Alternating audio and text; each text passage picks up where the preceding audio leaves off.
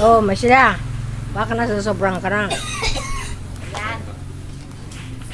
Yan, malapit na. Anak ko. Higa mo na yan. Delikado na. Ano yan? Colored, black and white.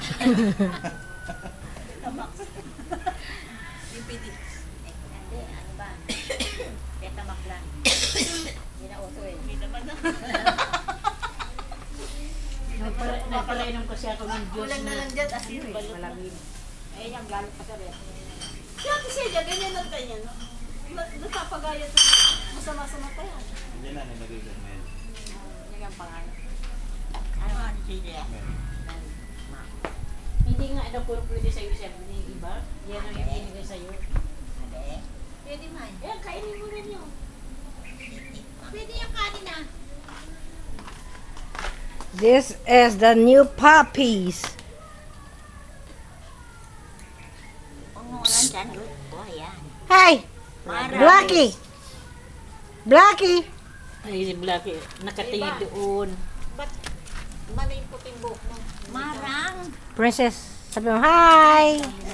Kaya nga yung kulayan mo ko bukas nung ano ko, pagkulay dyan. Kaya kasi yan. Ate Eva, magmula ba ng gupitan ka? Nagpagupit ka na na?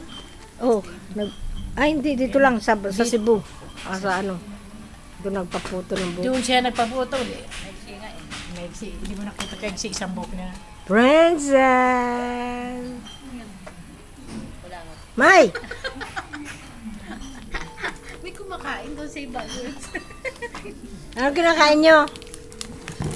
Takarayo. Ano raw kinakain mo, Maya? Lakas na niya, oh. Ayaw niya. Samantalang nun, hiyaw na hiyaw. Nanay niyo, Ayaw niya. social, Kayo niya. intelligent, Wow. according Miss Liberty, Mm. 19, Oh, yung talking to. 1946.